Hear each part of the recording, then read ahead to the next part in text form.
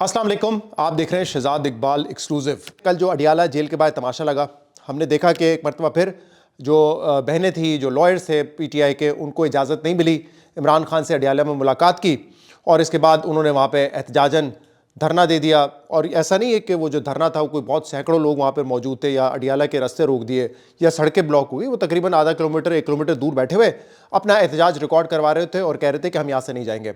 लेकिन फिर रात गए, क्या हुआ? लाइटें बंद कर दी गई, पुलिस वहाँ पर पहुँची, ख़वातीन पुलिस वहाँ पे पहुँची जिन्होंने अलीमा खान साहिबा और नौरीन साहिबा, इनको मैन हैंडल किया वहाँ पे।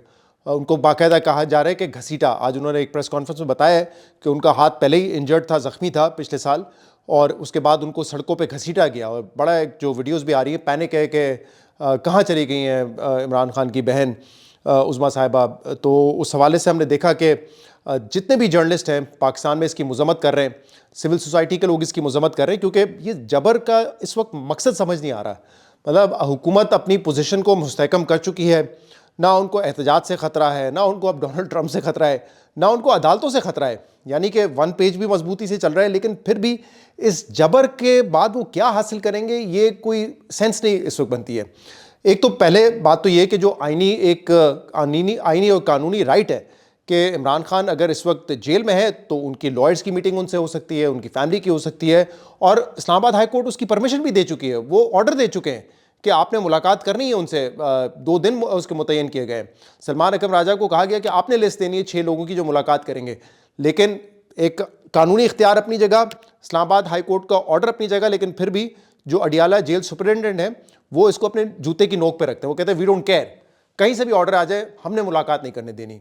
तो फिर कल ही हमने देखा एक दफ़ा फिर ये तमाशा लगा, बल्कि तमाशा क्या, एक जबर आप कह सकते हैं ना, कि जुल्म किया गया वहाँ पे ख़वातीन के साथ। और जिन ख़वातीन की हम बात कर रहे हैं वो कोई यंग लोग नहीं है, वो बुज़ुर्ग ख़वातीन हैं, 70 साल के करीब या 70 प्लस उनकी उम्रें हैं। तो अब उन ख़वातीन को अगर पंजाब पुलिस निशाना बनाएगी तो उंगलियाँ भी उठेंगी, तनकीद भी होगी, और इस तनकीद का क्या फ़ायदा है ये मुझे समझ नहीं आता। और जाहिर सी बात है, इस मुल्क में ऑब्वियसली एक हाइब्रिड निज़ाम है, इस्टेब्लिशमेंट के ऊपर ज़िम्मेदारी डाली जाती है, लेकिन क्योंकि एक सिविल फेस तो है ना, तो जो भी इस वक्त पंजाब में होगा उसकी जिम्मेदारी फिर मरीम नवाज साहिबा को लेनी पड़ेगी। तनकीद का रुख उन्हीं की तरफ होगा, क्योंकि she is the chief minister और ये उनकी जुरिस्डिक्शन है। अडियाला जेल ये इस्लामाबाद नहीं है, ये पंजाब की जुरिस्डिक्शन है। तो जो जुल्म होगा, जबर होगा, ये जवाब तलबी उन्हीं से होगी, चाहे उनके पीछे कोई और भी कर रहा हो, पूछा उन्हीं से जाएगा। और इस वक्त भी इसीलिए जो आप देखेंगे जो तनकीदी आवाज़ें उठ रही हैं इस्टेब्लिशमेंट के ख़िलाफ़ है, रवैये के ख़िलाफ़ है उनके, वो मरीम नवाज़ के ख़िलाफ़ है कि क्यों इस तरह का जबर जो है वो किया जा रहा है उन ख़वातीन के साथ जो कि वहाँ पे कोई सियासी मुज़ाहरा नहीं कर रही, वो कह रही है अपने भाई से मुलाकात करने की इजाज़त दी जाए। तो मुझे तो इसकी पूरी सेंस नहीं समझ आती कि क्यों हो रहा है। लेकिन 2 रोज़ पहले ही इंटरेस्टिंगली मरीम नवाज़ साहबा ने ये कहा था लंदन में, जब सहाफ़ियों ने उनसे बात की, उन्होंने कहा ना तो हमारी हुकूमत सियासी विक्टिमाइजेशन में यकीन रखती है, ना हम इंतकाम की सियासत में यकीन रखते हैं। तो अब ये जो कल हुआ है इसको हम क्या कहें? क्या ये विक्टिमाइजेशन नहीं है? क्या ये बहुत इंसाफ वहाँ पे हुआ है कि लाइटें बंद करके, पानी का इस्तेमाल करके, पुलिस के डंडे और घसीटा औरतों को, क्या ये विक्टिमाइजेशन नहीं है? तो और फिर क्या है ये? तो मतलब आप ब्लेटेंटली आके डिनाई नहीं कर सकते इन चीज़ों को जो कि इस वक्त हो रहा है।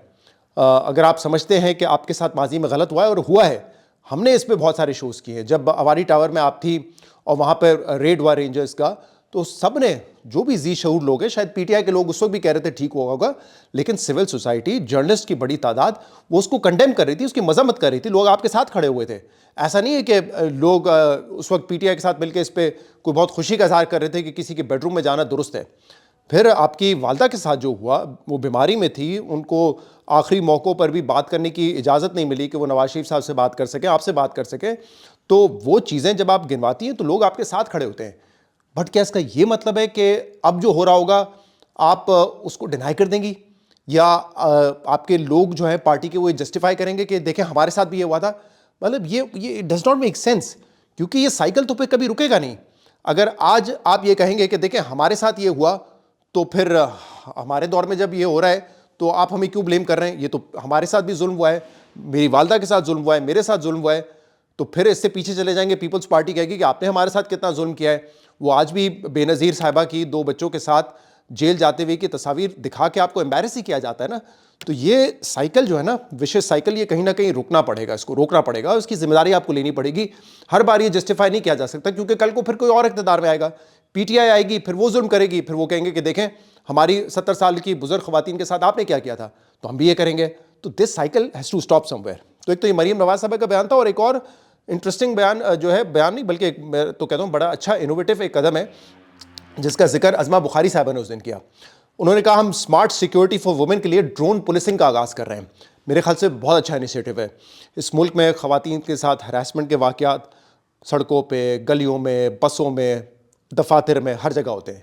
تو اگر کوئی ایسا ہم انوویٹو سسٹم لانچ کر رہے ہیں کہ ڈرون پولیسنگ کے ذریعے ہم ان کو سیکیورٹی فراہم کریں گے, جیسے وہ بتا رہی تھی کہ کہیں پہ بھی یہ واقعہ ہوگا فوراً وہاں پہ ڈرون پہنچ جائے گا, میرے خیال سے بہت اچھا انیشیٹو ہے. لیکن سوال یہ ہے کہ کیا یہ انیشیٹو صرف نون لیگ کی خواتین کو تحفظ دینے کے لیے ہے, یا ان خواتین کو تحفظ دینے کے لیے ہے جن کا کوئی سیاسی کردار نہیں ہے, جو آپ پہ سیاسی تنقید نہیں کرتے, صرف ان کے لیے ہوگا, یا جو آپ کے سیاسی مخالفین ہیں جو آپ پہ تنقید کرتے ہیں ان خواتین کے لیے بھی اتنا ہی اس سسٹم کو استعمال کیا جائے گا ان کے تحفظ کے لیے؟ کیونکہ اگر آپ ایک انوویٹو سسٹم لا رہی ہیں ہراسمنٹ روکنے کے لیے, وومن کی سیکیورٹی کے لیے, تو کل آپ کے سیکیورٹی پرسنل کیوں حملہ کر رہے تھے پھر ان پہ؟ مطلب وہاں کون سا ایسا کوئی احتجاج یا دھرنا ہو رہا تھا جس سے آپ کی سیاست ہل کے رہ جاتی, یا کسی کے معاملات میں وہ دخل اندازی کر رہے تھے؟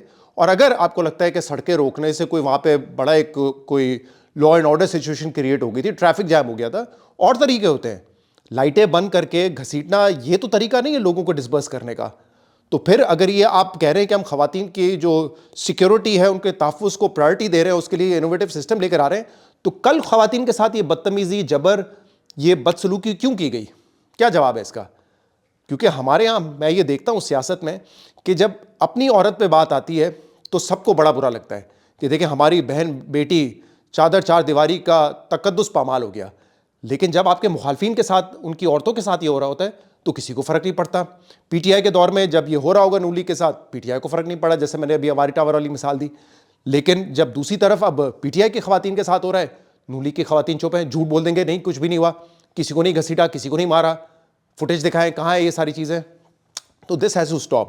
اگر واقعی آپ کے دل میں کوئی درد ہے خواتین کے لیے تو یہ نہیں کرنا چاہیے. اور میں اس لیے کہہ رہا ہوں کیونکہ اس کے بعد آپ نے دیکھا چیف منسٹر خیبر پختونخوا سہیل آفریدی کا ایک ٹویٹ آیا, بڑا ایگریسو ٹویٹ تھا کہ انف از انف.